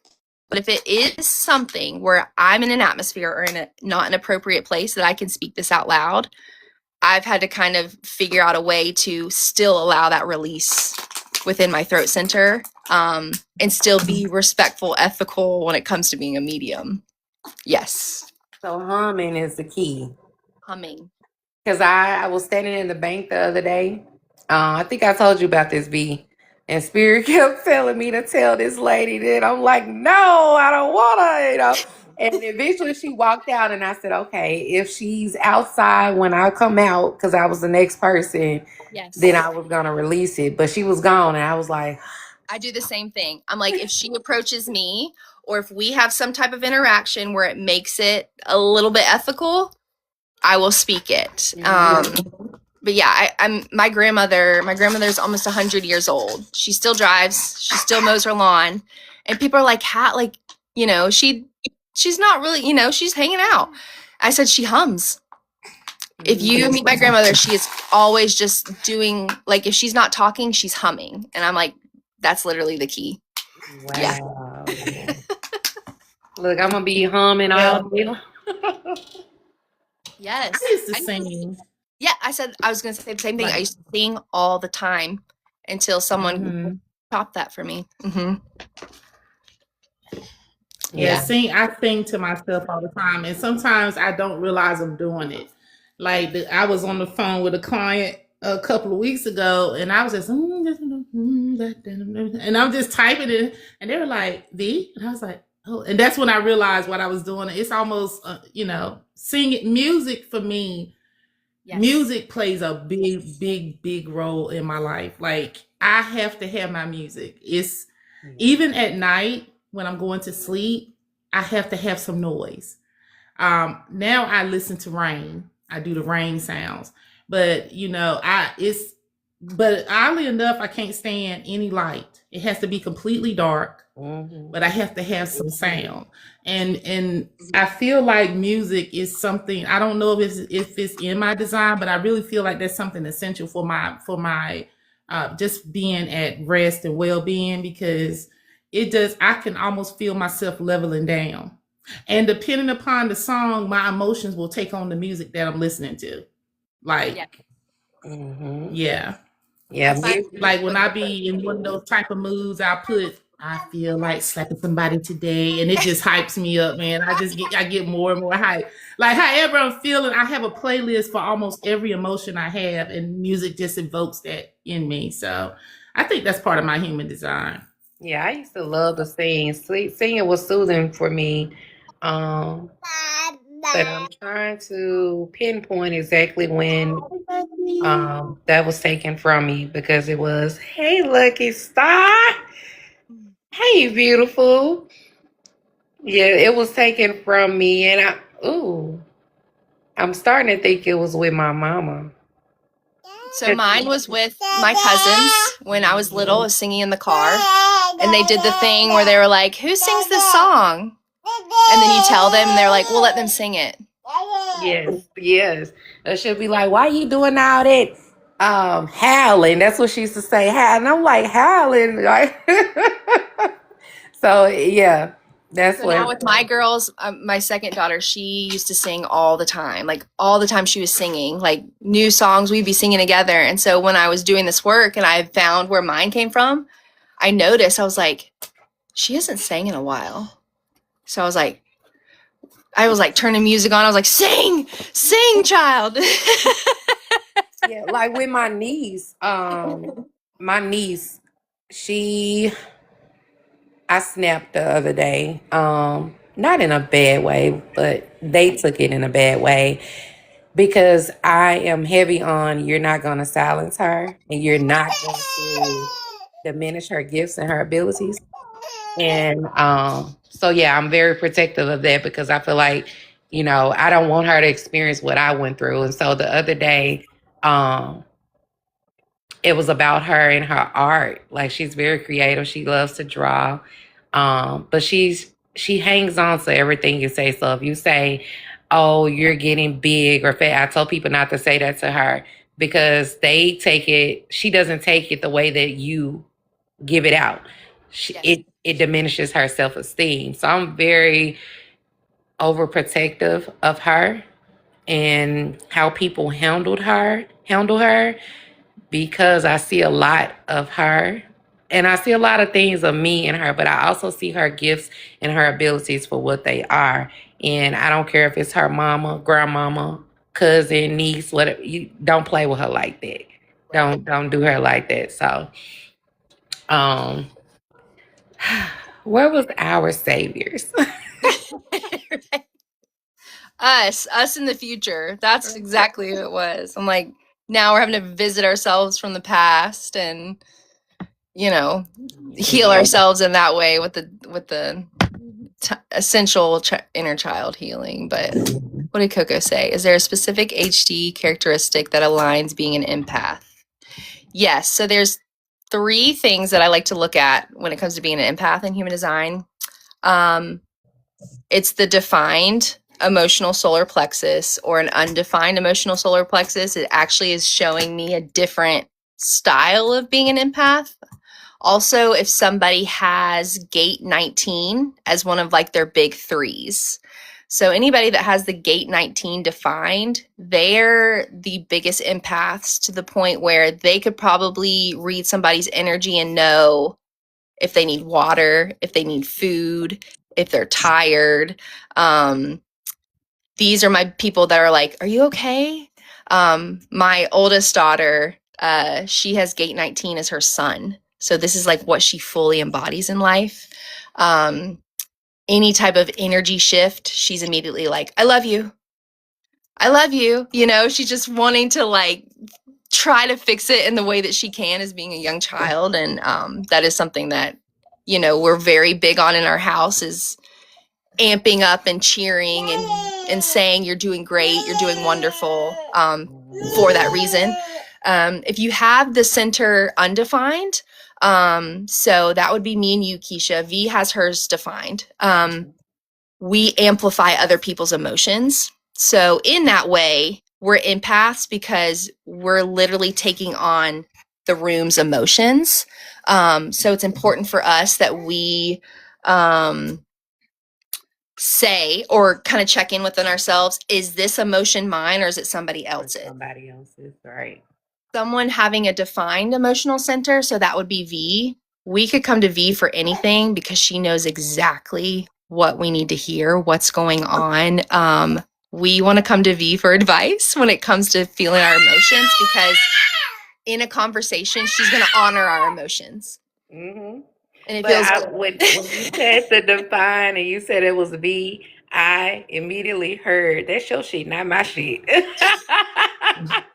That was immediately what I heard. That's your shit, not my shit. V will hold space for you, but she definitely does not embody your shit. It's your shit. I'm gonna go sit here hold this space for you. But that's your shit. And I look, love it. I'm I'm sitting trying here to reading compare. I'm trying to find what she was talking about the big 3 in my reading. That's why I'm looking down. I'm trying to remember what my big 3 was. I can't find it. Oh, so that's like your sun gate in human design. Let me see. I got yours right here. Yeah, I got it up. I was looking through it while you were talking. So your sun in the conscious side is gate 16. Let's see here. Yours is in the throat center. This is mine. You go get your computer. I have work to do. This is a manifester, y'all. This is a 1-year-old manifester. So she's the leader of the house. So having the manifester aura, the rest of us not being manifestors, she literally takes over. It's crazy. That sounds like Lena, the manifester. Yeah. Very, very big energy. Like everything they do is huge. My baby girl That's is a all my manifester. grandchildren. Yeah. My baby girl is a manifester. My oldest daughter is a manifesting generator. She's actually a 5-1 like me. That's my mirror. I call her my mirror. And I call my baby girl my teacher. Because that manifester, man. Yeah, so I have a sacral generator. I have an emotional generator. I'm the manifesting generator. Lucky's a manifester, and then my husband is a projector. Oh, wow. Mm-hmm. So yeah, V, yours is gate 16. That's the throat center. So like you're here to embody literally being so devoted to master your craft. So anything that you set your eyes on, you are going to master it, because this was what's cool about V's chart when I was doing V's chart. V has a very specific circuit in her chart that makes her like the individual of the individuals. That's how her light board stands out. So everything that she's meant to do in life is not going to be like anyone else. It's very much for the individual V. So her sun being this gate 16, she has to master her craft, and it has to come through her throat center, being in the throat center. It's also connected to her spleen center. So it is more likely that it comes intuitively to her, as well as when she sets her eyes on something, she has to wake up the next day and feel the same way about it, because she's an emotional manifesting generator. So her emotions are what translate her body decisions for her. Wow. What's my big And I'm three? in absolutely the wrong career for that. I realized that after our reading. This is what I wanted to tell you. After our reading, I'm in absolutely the wrong career choice for someone that is built like me. I'm a paralegal. Really? And the more I think about it, I'm like, girl, why did you go to school for that? Why did you pick something else?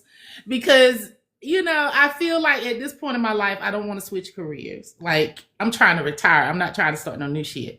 But I really don't like the work, the sameness of it, the repetitiveness of it. It's just the same. Like, yeah, I would like to do something where every day was an adventure. Like it was something new to learn, something new to do. I think that would be the perfect type job for me. Like something that where allows you to pivot. So it's like you could work on something for a while and you're like, I think I'm done with working on this for a while. I'm going to pivot. Big Manny Jen. Keisha, what's your birthday? 9/24. Because literally, Kate, what's your birthday, Keisha? 9/24. I must be behind y'all because Oh, you're getting my thing lagging.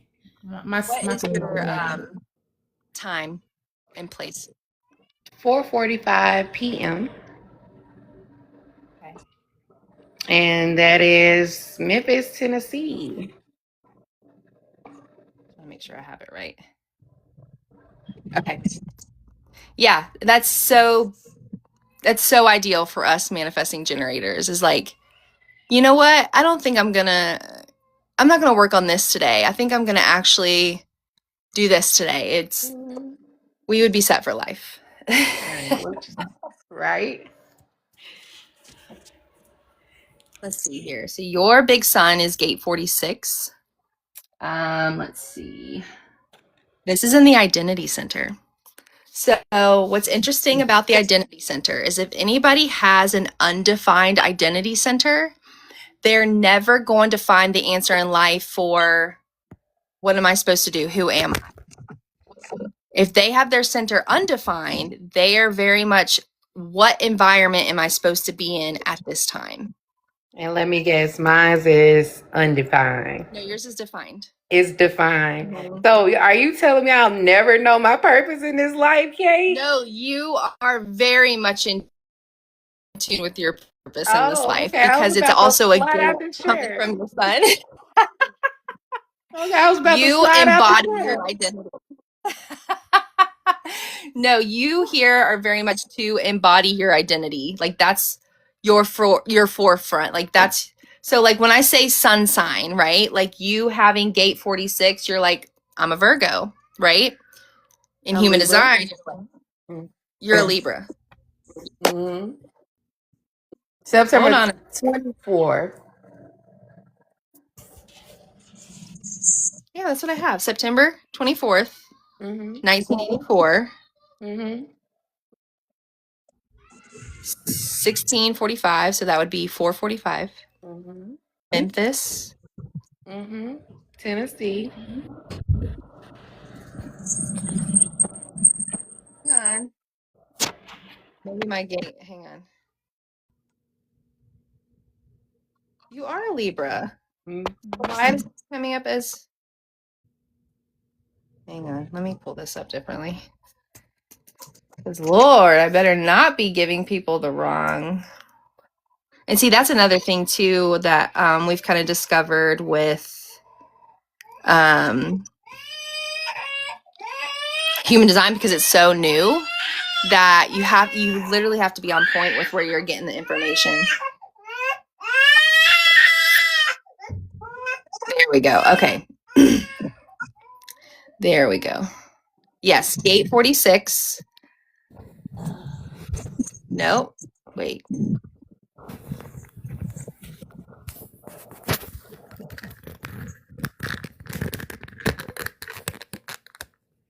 Okay.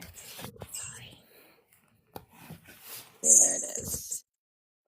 So like ChatGPT, you could put something in ChatGPT about your human design and it will be like, no, that is nowhere near correct. It'll be like, yeah, your gate this and the center of the throat. And you're like, that gate is not in the throat center. So yeah, you have to be super careful with it. Okay. Yeah, so your energy with being gate 46 is like you're here to actually like enjoy being a human as a result from everything like your soul and spirituality learns. It's like you kind of like alchemize it into like fully embodying it. So this is like the sun of like being delight. So like your identity is literally to be someone that fully embodies serendipity. Anytime you're in a shadow aspect, you're very serious. Okay.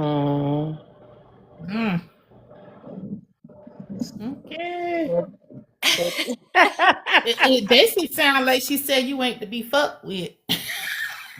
And I wholeheartedly agree with that. That's why I tell people tread lightly. Tread lightly over there with me. But she said enjoy being a human. When that's gonna start, Kate? Literally, when you start putting it on your identity, you say, I'm Keisha and I very much enjoy being a human because I can fully embody this and show other people that I have the ability to enjoy being human. You feel safe to be a human because you've embodied the serendipity and you have the foundation that you know that you're supposed to be human. And it's supposed to be fun. We're supposed to be having fun. We're supposed to be enjoying it. I love having fun. Right? I have fun right by myself. Mm-hmm. Like I was playing with my wine this morning, you know, practicing on my my wine work. Stop. And I love playing with my wine. It's the little things for me. Was that the video you posted this morning, V? with No, the I was wine? literally practicing in my like I started collecting the wands from Harry Potter just because I thought it would be cool.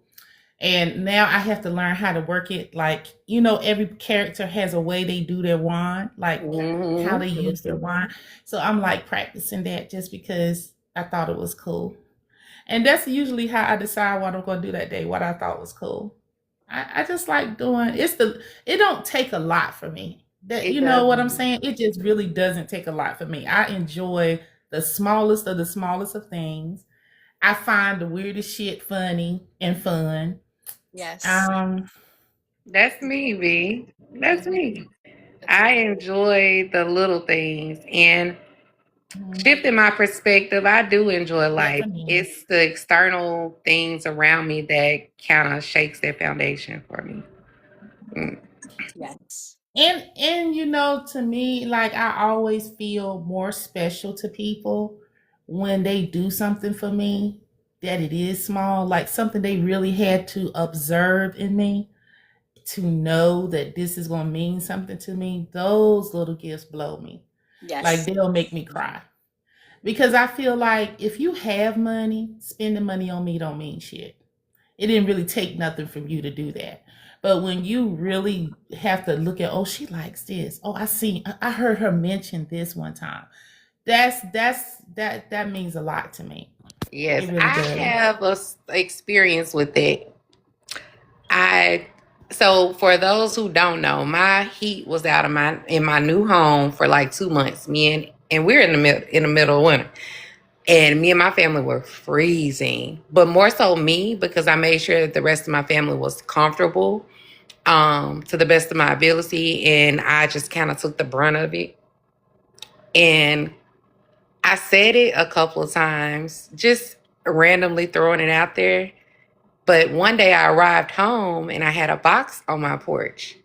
And I'm like, who sent this box? It didn't have a return address. It didn't have any information. So I'm literally playing detective, like who's hit the box. So when I opened the box, it was a heated blanket. And I'm like, Oh, who that's did so I tell sweet. about this? I didn't recall really like telling anybody, but then I narrowed it down to 3 people that could have had this address, my new address, and thought, knew about the heat. Well, I narrowed it down to Coco. And I cried like a baby because I felt seen. I felt heard. And I'm getting teary eyed just talking about it, but that little small gesture was huge for me. Yes. It was huge. So again, thank you for my blanket, Coco. I love it. I don't let nobody touch it. I love that. No, that's like literally all of that is the reason why I love this community so much is because the reason why it's just so well oiled, like still to this day, is the fact of like we all embody or move or keep something small for each other in that way, always. And yeah, I love it. I love it so much. I do too. It's like my Well, the family. community ain't delivered me no damn man. We tried to put you on the We're speed warding dating, them B. off. You ain't even making those suggestions at this point. What happened to the days when people be like, "Oh, I got a blind date for you. I have We a tried friend I to think put you'll you on love." the Nobody's. speed dating app, and you was like, No, "Nope, I ain't V doing it." V is a 2-4, cannot do dating apps. She has to get herself in the community. She Hey, has to why you go. know this about me and you never, well, you have met me, but I have actually realized that like I'm not even good at the text conversation.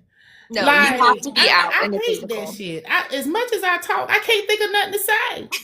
So you know what my solution to that was? Now I send voice notes because I feel like I'm having a real conversation without taking the risk of you being the next serial killer and I ended up out with you. That's why. That's why you as a 2-4 will never you will always have to go find your people community aspect. So, Like any suggestions on how to get V out into the community?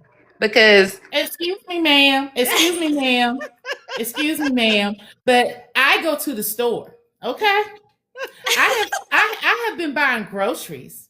I'm cooking 3 or 4 days a week now. I have you know. Okay, maybe it's 2 Love days a that. week. I'm not going to exaggerate. Right, But you my moving point to Durham. again, Coco said you're moving to Durham. I have been getting Yes. out the house, y'all. I have been it was some things I definitely been working on. I am trying to have you heard that song called Reclusive? Yes. And it's a I feel like balance. this. If you think about it, you're a 2-4. So a 2 is a hermit. The 4 is the community. So it's like literally 2-4, we're a hermit opportunist. So if we're too much out in the community, we not good. And see, you know what happened? Instead of me going back out in the community after that grieving hermit mode, I Yeah. found this community Yes. online. So it didn't give, I didn't have the motivation, because everybody that I like to talk to is on my phone. Yes. So there's no motivation to go out anywhere. And let's be real, I'm not going to the church. So the only other place left to go in my town is Walmart, and I'm boycotting them. So there's nowhere else to go. Well, I will say it could be like community-esque, like online. So for that to work in a 4-way, it would have to be kind of some type of like community that we've created like on Discord, but for a date. So like not like essentially like a dating app, but like I don't know if there's something like a pool out there, it's like Great idea. a group of people coming together and we're all trying to find somebody, but it's not just individual picking. It's like a group-esque type thing. Yeah. Well, I personally think my next man gonna be the Amazon delivery driver.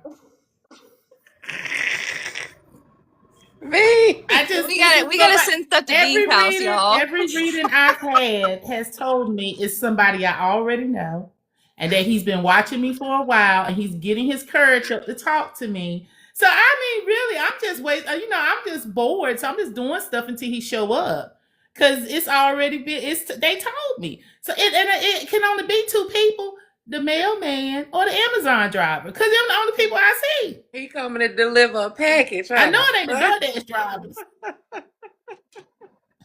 Well, I hope it's not a toddler package. I'm just gonna put that out there, because that's on my list. I'm manifesting. Yeah, I'm manifesting about a good 10. Look, I'm with Jamar. Come on, talk right now as if you're talking if to he watching from the outside, he's not a shooter, he's a stalker, because my window's closed. Yeah. He might be watching from outside the live, so come on and talk to him then.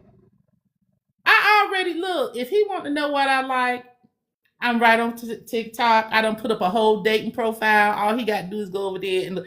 And I just want to say this, and I'm not throwing any shade, but I think some people took that post as an advertisement, because my DM's been lit up for 2 days now. I mean, girl, I can't even keep up with shit. I'm like, I wasn't advertising. You would have thought that they would have been like.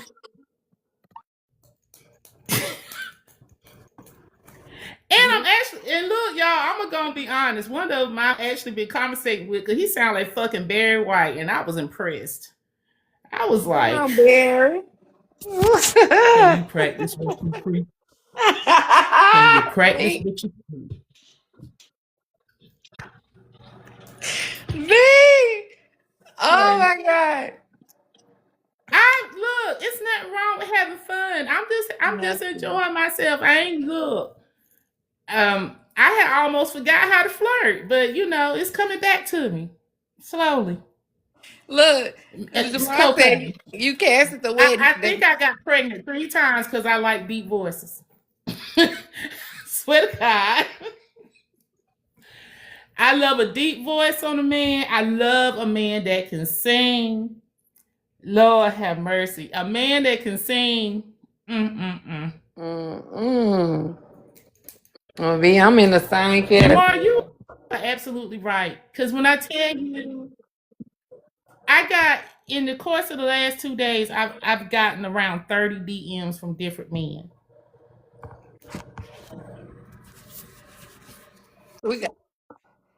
So the next episode is gonna be speed dating. Yes. That's not gonna be my cup of tea. I'm gonna tell you why. Because I happen to think that some men, and I want to qualify this, some men have worn their mask for a very long time. So speed dating not going to give me a chance to penetrate said mask and see who you are. Because although I do love attractive men, I'm more attracted. Because let me tell you, one of the people that I'm kind of conversating with, at first I was like, but the more he talked, the cuter he got So to V, me.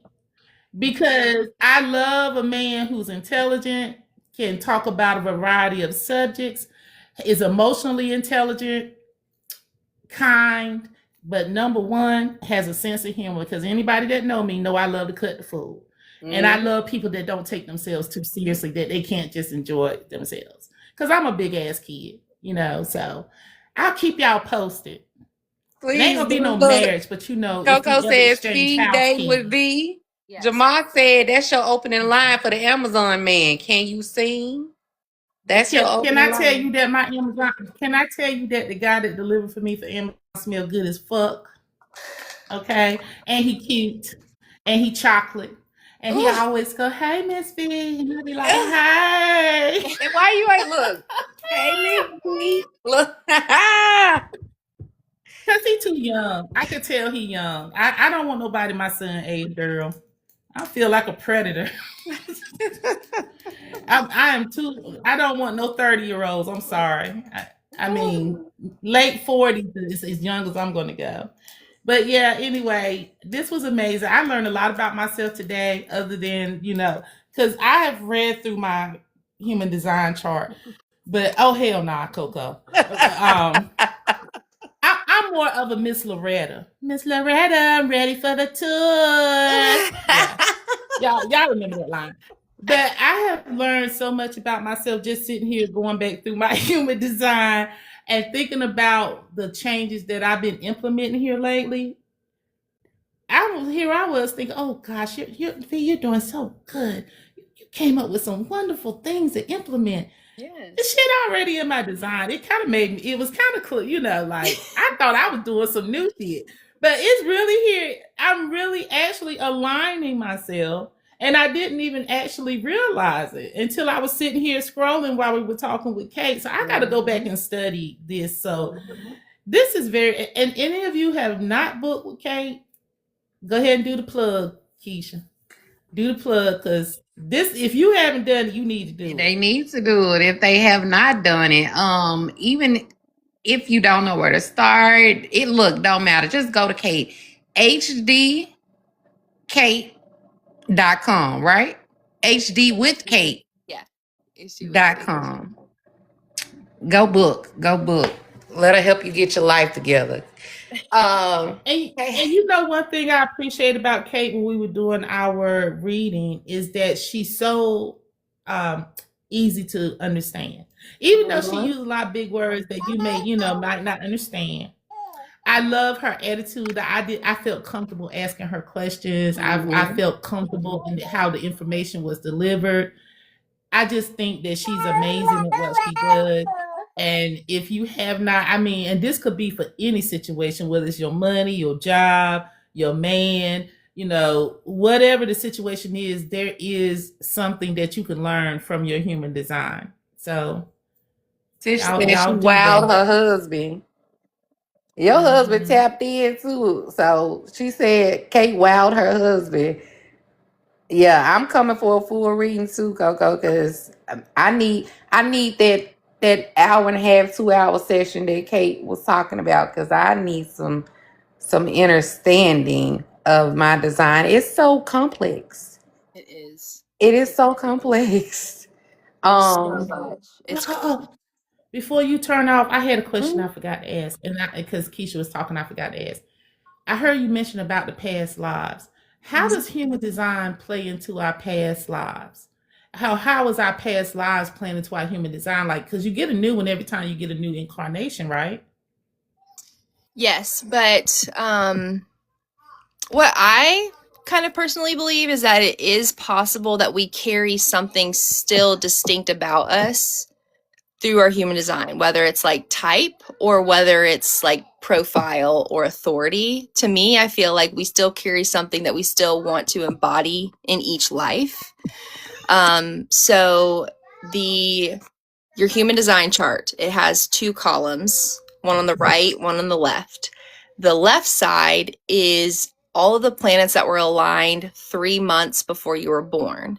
And essentially what they had theorized is that these are the studies of the planets before you were born are in relation or aligned to either your past life or what you embody unconsciously. So it's like what our soul essentially carries as we try to align with our conscious and our body here today. So it's kind of like a balance. So you will have certain gates that are highlighted only from your unconscious. And to me, those are spaces I could look at to where that gate could be defined in an undefined center. So you carry something that's you've been conditioned to, and you're almost kind of like fighting yourself about it. That's kind of something that we discover from a past life, right? So like my example of my tonsils, I had my tonsils taken out super young. The channel that connects my throat to my spleen center is an unconscious channel. So essentially, I could dive into it and look into, okay, how could this tie into a part of my past life that I'm carrying to try to embody and master and essentially accomplish in this life? Okay. So, Kate, do you have a course that you're offering? Begging me for a course. That's definitely something I am 1000% wanting to work on. However, what I told people is that if I'm going to teach a course, I'm going to teach a course. Meaning you're going to learn human design, but you're going to embody your human design. Yes. So in that, what I'm working on right now is learning things and techniques that I can give you physically while you're learning, to where we're solving that body riddle without having to put in like, oh God, I got to do this to heal this. And to me, I've always been someone that growing up, I'm like, there has to be just like, not a cheat code, but there has to be a solution to this. And it shouldn't take hours and effort and, like momentum that it has to take. I want to find it and I want to know how to do it so then we can embody it and go. Mm-hmm. That's what I'm working on with human design. So right now, what I'm doing is that when we're going to learn about the head and the Ajna center, we're going to be learning how to actually fully become aware of our head and our Ajna center. Yes, I need the class. V. So just be on the lookout, but it's very much still in the shop. Yes. I need this class. So V, my homework, and I'm gonna let you ask your question. My homework from this session is, look at V looking like I ain't got no damn homework. Go, you got homework. I got homework. No. So my homework is basically, I wrote it down. Go ahead with your my homework is the Marilyn Monroe method. Yes. Figuring out the Marilyn Monroe method. V, what was your homework? I already know how to do the Marilyn Monroe method. The other one.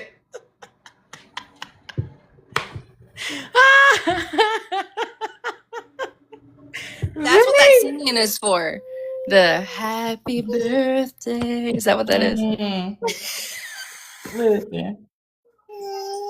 I think that I do that already though, and I'm not talking about the other one. I'm talking about the real one that Kate was talking about. Because I can get very quiet. I know how to pull myself in when if I like I really do. I really do. I can go almost invisible with people, and you know why? Because I've been that way my whole life. It's very easy for me to I don't want to say shrink myself, but I know how to be in a room without. But then when I want to be lit, I know how to be. Yes. So I think I already do that. And I do it a lot too because when I'm at my capacity, like when we're in a team meeting at work, I'll get so quiet and so to myself, my boss will be at the end. Well, did you have any questions, V? Because she used to be, yeah, yeah, yeah. And so sometimes I come in, I'm just like, Yes.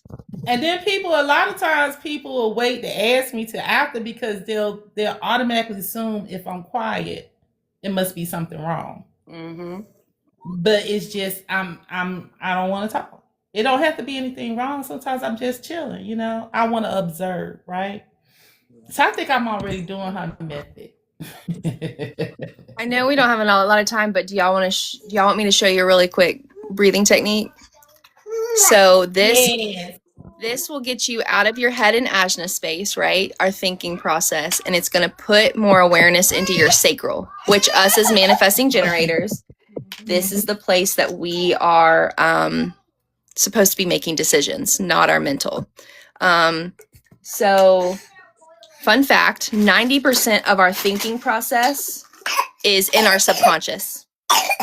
So we're not even aware of it.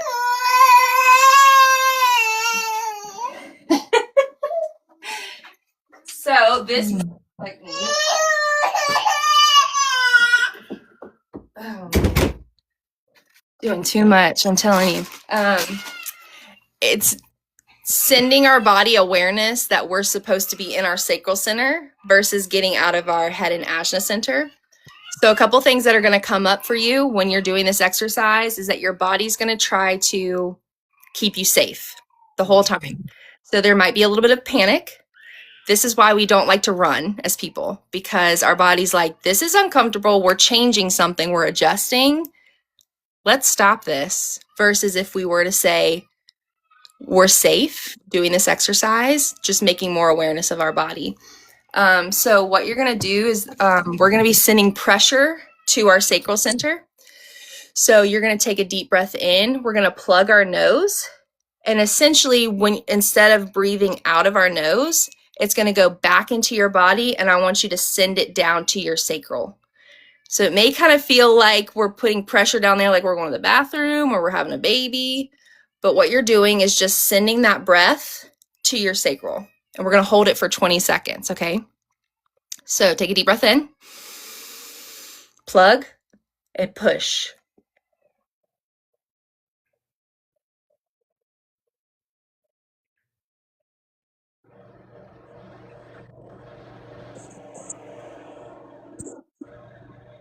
And release. Where do you feel it? My stomach. Okay. Yeah. Stomach? Mm-hmm. Did your ears pop? Mm-mm. No?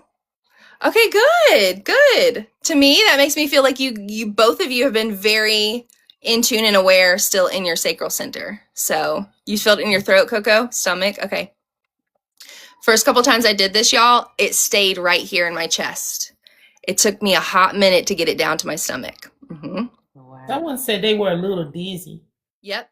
Dizzy is normal. Ear popping is normal. I still get the ear pop. So the dizziness is also a sign that our body's like, whoa, we've been in our headspace this whole time. Why are we down here? So it's trying to find that balance. So we're essentially bringing awareness to our body to solve this riddle.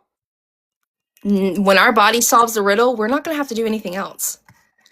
So this is what I'm talking about, embodying your human design. We're just making our body aware we're not in fight or flight. We don't have to be doing stuff all the time.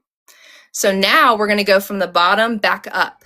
So you're going to take a deep breath in, let it out, plug, and you're going to pull it up. Does that make sense? So instead of like taking a deep breath in, you're going to plug and you're going to bring that pressure up to the top of your head. Okay. You ready? I started. Hold on. You're like, okay. I was already counting. So we're going to take a deep breath in. Let it out. Plug and pull.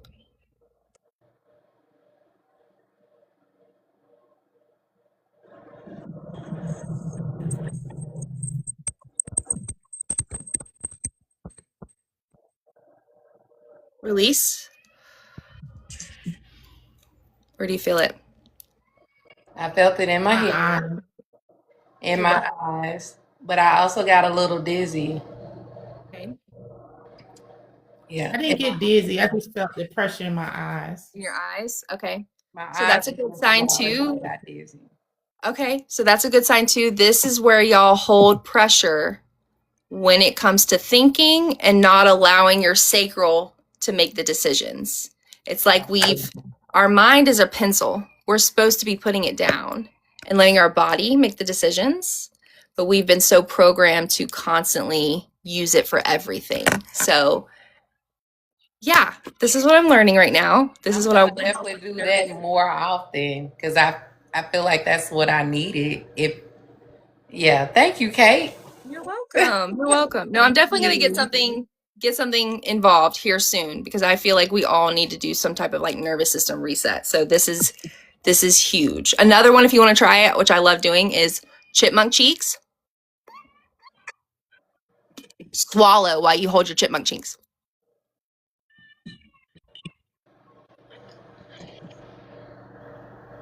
Is it hard?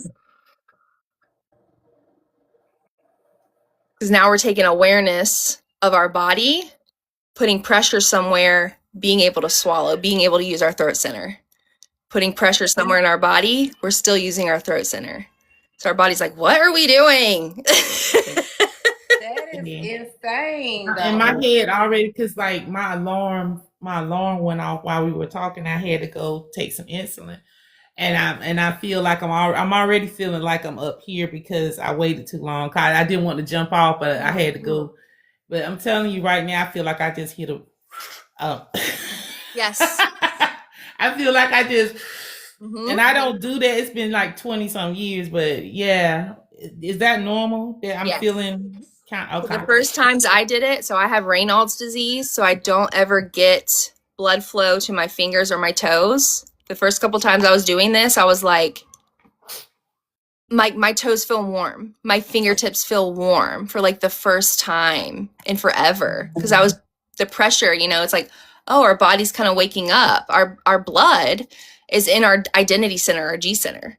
And so our blood system is like, we're supposed to be hugging ourselves. And so if we cut off anything with our identity, we're cutting off that self-love. That's where our identity is. Our blood flow gets cut off. I'm telling y'all, you're about to wear it. You're going to wear the human design. Can you send, where did you get these exercises from? So I'm learning it right now through one of the masters of human design that's teaching me the body mechanics. Yeah. So I'm definitely going to get something together soon though in the Discord where we can all do these exercises together because I think they're so important. So right now I'm just trying to get them all down and set for the body mechanics. I want you guys to really learn this for human design, but for the nervous system purpose, I'm going to get something together soon that we can all do this in the Discord. I needed that, like the sitting and that don't work for me. It does not work for me. I'm gonna take a nap and I'm gonna wake up and I'm gonna still be mad as hell. It don't work. So, but just those techniques that you just had us do, I felt the shift. So please give us more of that. Like, even though it felt weird to do, it was necessary to do. And I love weird shit. If y'all don't know me, I do. So. Yes, that's true, Coco. Projectors have a hard time sitting. Yeah, meditation for a projector is like doing the dishes or going on a walk or driving in a car. That's how a projector meditates. So yeah, just kind of finding your niche and what works. But yes, this is very newborn. This is what I'm talking about. So like the things I'll show y'all when we get to it is like, you're going to be doing things and you're like, your body's going to be like, we can't do this. Get out of this. Like, no, we can't do this right. We're not doing it correctly. And it's like, no, you're a newborn. And that makes total sense why Coco is the mobile oracle. Coco channels, she taps in fully when she's behind the wheel driving. Like, that's Jess too. That's crazy. Yes.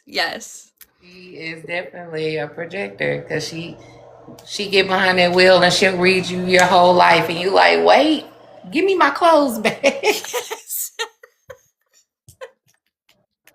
Yes, that's so I always told them, I said, we need to give them like a car psychic thing, like seatbelt psychic or something, because it just clicks for them when they're in that car motion. Yeah, so funny. I love it. I love it. Thank y'all for having me. This was so fun. Pleasure, I enjoyed it as well. Yep, Learned Lucky, so much. Lucky over us. So we're gonna let you Give go. me my mother back now. Uh-huh. 2 hours. I gave y'all 20 minutes. Lucky, she always gonna let us Thank know you when so to much, shut it Kate. down. And again, don't forget, if you want to find out more about the human design, to visit Kate's website. The website again, Kate? hdwithkate.com. But y'all are more than welcome to reach out. Reach out, send me questions. That's what I'm here. I'm happy to help. So Before you go, Kate, we do have the word of the week, word or phrase of the week to get you through the week. So let's start with you. What would you give the audience for a word or phrase for the week? surrender. Mm. Surrender. Let it go. Let it go. Let it flow. Let it go. Okay, V.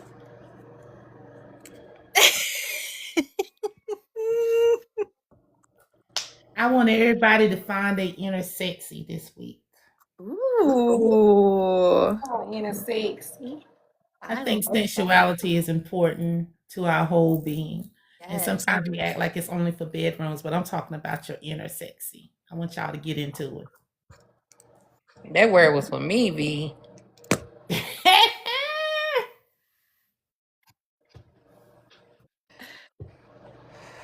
This week, the word for me would be attract.